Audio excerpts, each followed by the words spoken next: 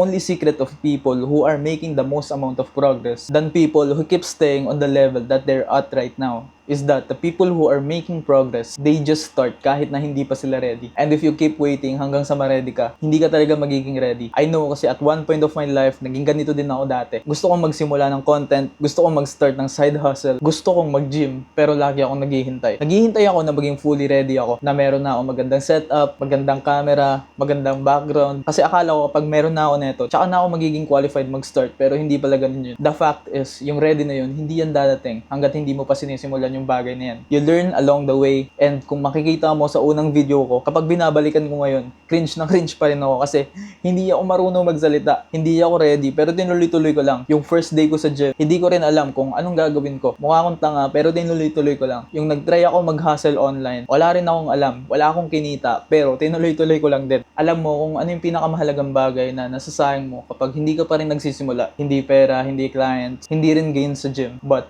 yung oras mo. Yung bawat oras na naghihintay ka ng perfect moment para lang magsimula. Instead, yun na sana yung naging day one mo. So, kung meron kang isang bagay na gusto mong simulan ngayon, either that's starting your own business, your own personal brand, pag-gym, making money, you just need to start and figure it out along the way.